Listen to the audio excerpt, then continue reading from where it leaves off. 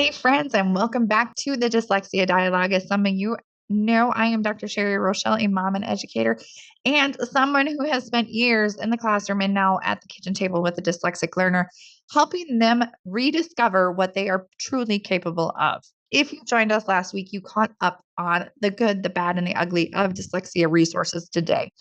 We looked at what is helping and what's actually hurting dyslexic learners across classrooms and homes today. I gave some resources. And if you haven't had a chance to take a look at that, or you're looking for a certain resource, check out our website, educationthatmatters.net.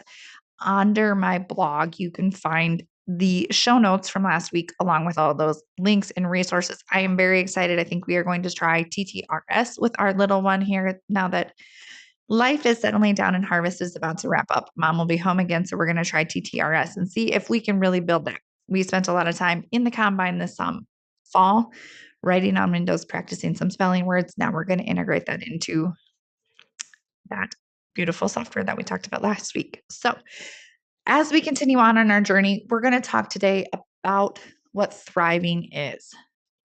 Because with dyslexia, sometimes thriving doesn't mean we overcome something. Sometimes, most of the times, it means that we're building a new strength. So let's go ahead and explore what thriving looks like in 3 different spaces. First off, we're going to talk about the classroom where most learners spend their time, the home, and then finally, we're going to talk about what's going on in that learner's mindset and how we can ensure we are seeing thriving students. This isn't a pep talk. It's a roadmap backed by research and real world experience. So go ahead, grab your coffee, your notebook, and maybe a little hope because we're about to redefine success for our kids who think differently. I believe every voice matters, especially yours. Your voice, your story, your summit. Let's change education together. All right. So when we talk about thriving, it means something different to everybody. But what we're not talking about today, we're not talking about perfection. We're talking about progress that lasts. So in education, thriving, when I think about a thriving learner, I think that they have 3 things in place. They have the right instruction. We have figured out what works for them. Side note, check out my TikTok and tell me what works for you. How do you learn best? Okay, so when we talk about the right instruction, we're talking about how do we ground it in a way that their brain is actually going to learn to read and to function. We talk about the right environment, one that is going to celebrate the effort and not just the outcomes. So many times we hear about, well, he got there. Did it take him time? Yeah, of course it did. That's who they are. But he got there and his teacher celebrated and he just was so excited. But in the flip side, we probably hear more about he ran out of time and then he got discouraged. And that builds us right into that last and final piece of what thriving looks like. And that's the right mindset. One that has learners turning their frustration into persistence. According to research from Dr. Sally Shaywitz and the Yale Center for Dyslexia and Creativity, students who receive structured literacy intervention before 3rd grade are nearly twice as likely to reach grade level reading proficiency by middle school compared to those who received support later. That, folks, is the power of early intervention.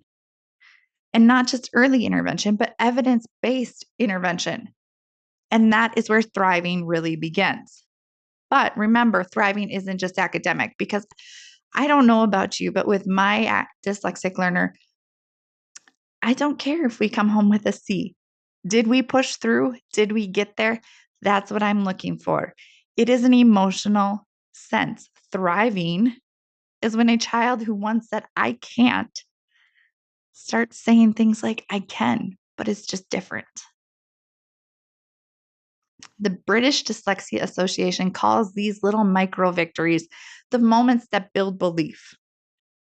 It's the finishing of a book, the remembering of a spelling rule, or reading a bedtime story aloud for the first time that has these learners thriving and succeeding and building the confidence that they need to do all of the things that life will throw at them.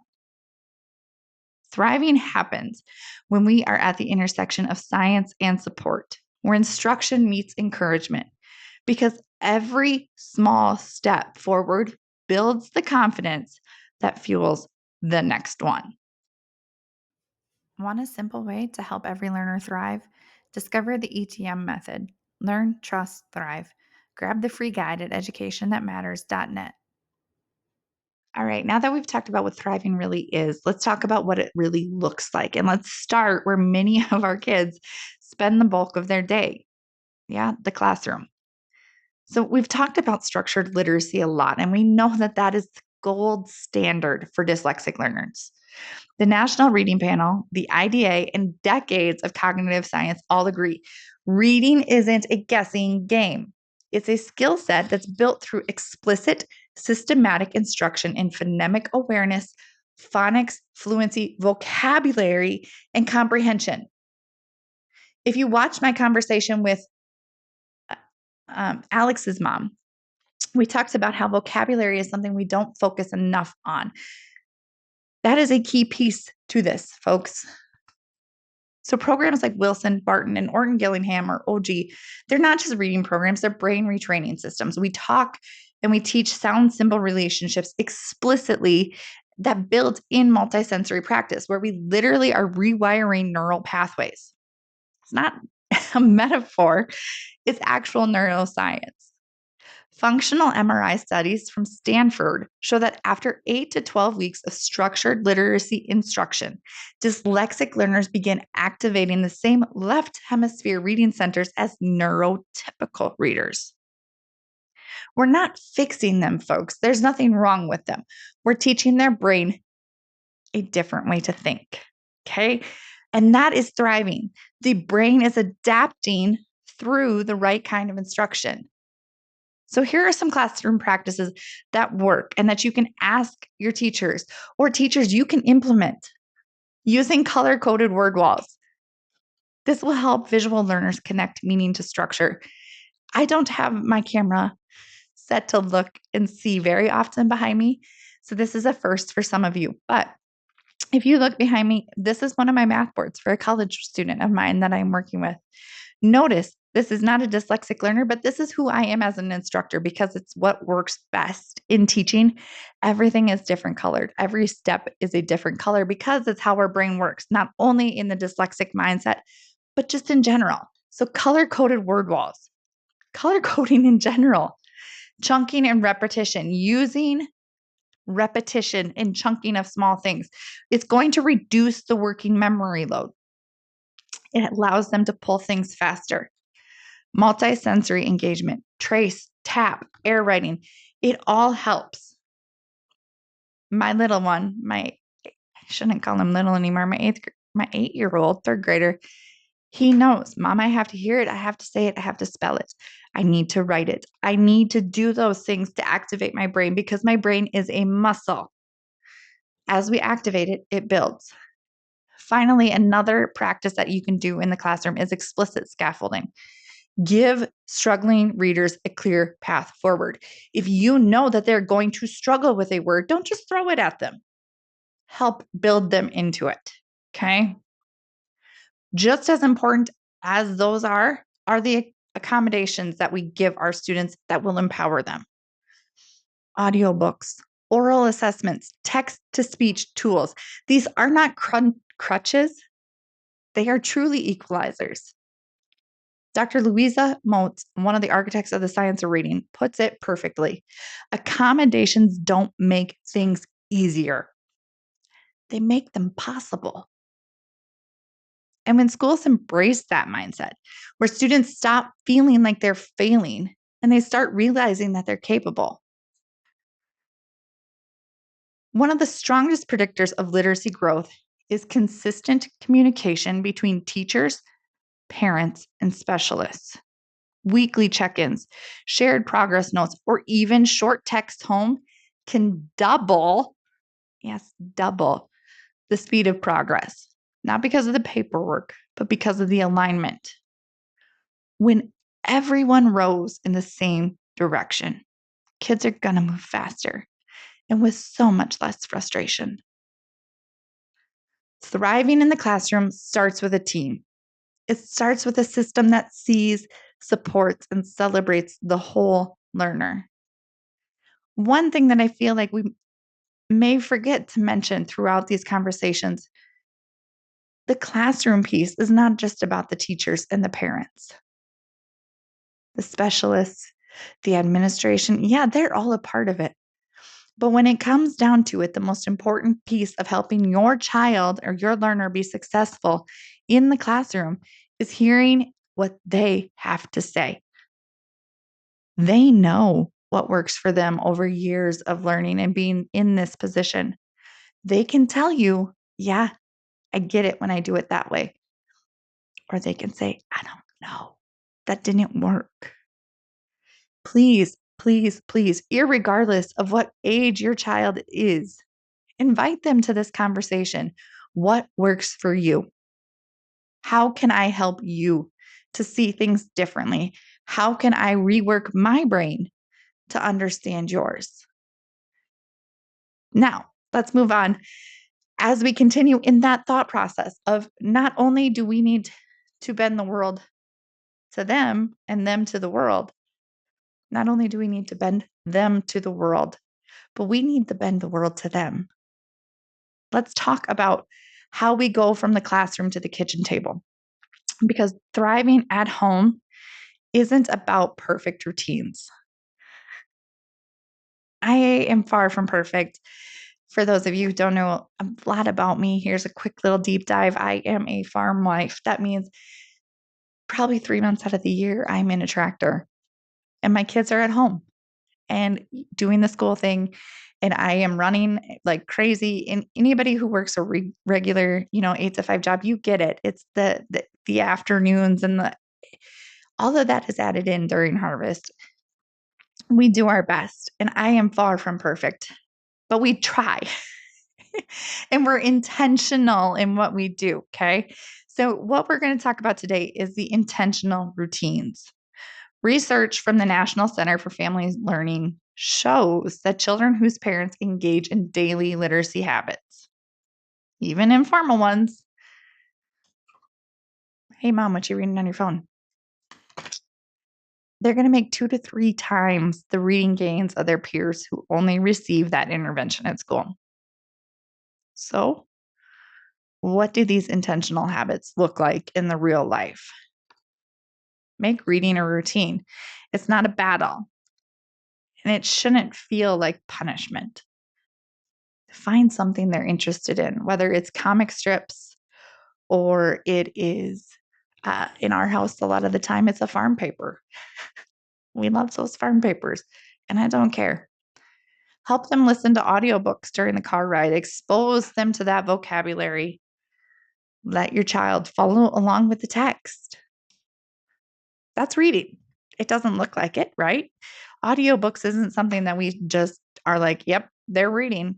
They're listening to something. But if you throw and give them the opportunity to follow along in the book, that is going to help them build, because these are verbal learners. A lot of the time they hear it before they see it. So give them the opportunity to hear it while they follow along. It builds the fluency, it builds the vocabulary, and it helps then build the confidence that they need. Focus on their strengths and not their deficits. Dyslexic learners often are creative. They have spatial reasoning and they are big picture thinking. Let them be that. Let them build, let them design, let them tell a story, because those strengths fuel their engagement, which fuels their self-worth. Some tools that can help build independence. Introducing your dyslexic learner to their technology accessibility early will just help improve. And I'm going to sound like we're just going to keep beating on this, but that self-confidence, it is such a huge piece in learners, whether it's in reading, whether it's in math, whether it's in anything. If they are confident they can do it, or they're comfortable that they can do it, they're more likely to do it and do it well. So some tools that I encourage you to introduce your children to help them build independence. Speech to text. Let them learn how to talk to the technology and let it write for them. Text to speech. Help them with their comprehension. Tools like Grammarly, Co-Writer, and TTRS, which is the one I was just mentioning earlier in reference to last week's episode, are support and skill growth opportunities. And when kids use to learn these tools, they stop feeling helpless and they start feeling capable. One thing I love seeing my 8-year-old do, and I probably shouldn't, is, "Hey, Mom, can I text Dad?" "Yeah, sure, of course." So I hand him the phone. Well, this kid isn't trying to sound him out. He's hitting the mic button and saying, "Hey, Dad, I miss you. When you coming home?" Because he has learned now that that's the easier way to do it. And it's the way that makes him feel more comfortable. Finally, the last piece about working and thriving at home is the emotional piece. A UCLA longitudinal study found that children with learning differences who experience consistent emotional validation from their caregivers were 40% more likely to persist through academic challenges into adulthood. That's power of connection. When we make home a place of safety, kids walk into school ready to try again. When they come home and say, "Hey, I had a hard day." Well, at 8, he doesn't. He doesn't say, "Mom, today I struggled in reading and I couldn't sound out the word." He throws his book bag across the room and starts to hit his brother, because that's how an 8-year-old handles their emotions. It's my job as his mom to decode that. I'm sure you've seen similar situations. It's important to read underneath the meaning of the behaviors. There's an emotional piece there. And for dyslexic learner, the days are hard at school. Be their safe place when they get home. So as we wrap up talking about thriving at home, it's important to remember that thriving at home isn't as much about the homework. It is more, and most importantly, about the hope work. Help your kids believe daily that they can and will learn in their own way. Every week, Dr. Sherri pulls back the curtain on what's really happening in education, the good, the bad, and yes, the ugly. From classroom wins to policy fails, she breaks it all down with the truth and heart.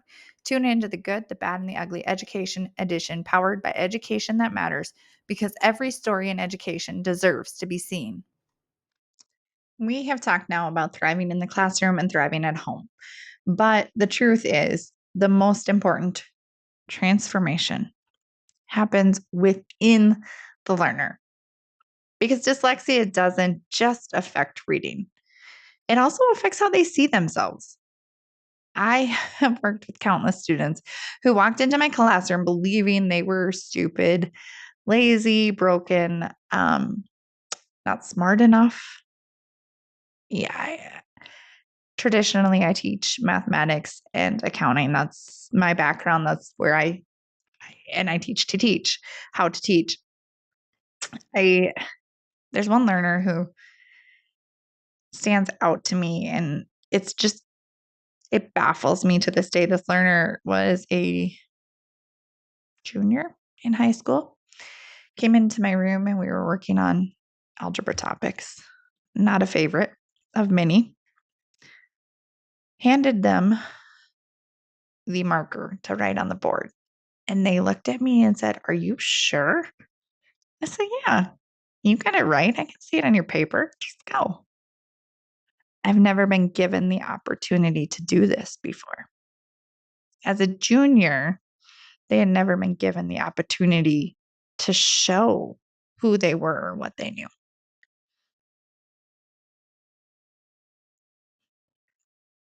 So not only do they hear these words about themselves, but they internalize them through all the different things that the school system, intentionally or unintentionally, exposes them to. and the grades that they receive. But as soon as we start building trust in the learning process, everything changes. And that's where I started the foundation for how I teach, which I call the ETM method, learn, trust, thrive, comes to life. So let's talk first about learning. When a student understands why they struggle, that their brain works differently, not deficiently, it is going to change everything. Again, talking about Dr. Sally Shaywitz from Yale, she calls this the power of the label. Because when dyslexia is named accurately and compassionately, the shame that comes with it loses its grip. We can teach the brain to relearn how to process language. Just like we talked about earlier, with early intervention and consistent structured intervention, we can reform that pathway. But equally important is the way that the student relearns what success is going to look like or can look like for them. Thriving starts at that point when learning becomes transparent, structured, and empowering. This is why it's explicit. It is step by step instruction works because it's going to take away the guesswork and it replaces it with clarity. And clarity breeds confidence. Once learners start to see progress and that confidence starts to grow, the next step is to create trust. Trust in the teacher, trust in the process, and most importantly, and maybe the hardest part, is the trust in themselves. Research from the Journal of Educational Psychology shows that students who feel emotionally safe with their teacher demonstrate 3 times more persistent when tackling difficult material. That emotional safety is built through empathy, not ease. It's built when a parent says, I see you trying, and that matters more than being perfect. Or when a teacher says, I'll meet you where you are, but I won't leave you there.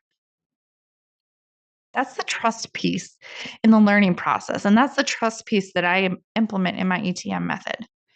It is the bridge between academic instruction and emotional endurance. When a child learns to trust that they can learn, even when it's hard, you have lit a fire that will burn long after they've left your classroom. The final step is where everything connects, and that's in what I call the thrive phase. This is the moment when students start taking ownership of their learning. They no longer ask, why can't I do this? Instead, they start saying, how can I figure this out? And that is what we call the growth mindset. Dr. Carol Dweck's research at Stanford has shown again and again that students who are praised for effort and strategy rather than innate ability, not what they're given, but how hard they're willing to work, show significantly greater long-term growth, especially those like our dyslexic learners who have learning differences. Thriving learners understand that mistakes aren't failures. They are feedback. In our house, there's a rule that the only time a mistake is a failure is when you do not learn a lesson from it. And thriving learners know that progress is a process. It is not something that is here today, come tomorrow. They know that every single small victory is going to add up to something powerful. And when a child thrives, it looks different for everyone. For the dyslexic learner, it might be decoding their first paragraph without guessing. No context clues here. It might be getting up in front of the class presentation and giving that presentation with confidence. It might be writing on the board for the first time as a junior in high school and knowing with confidence that you're correct. Or it might simply be saying, I love reading with you, Mom. Because every one of these moments is evidence of thriving because it shows that belief in themselves is taking root.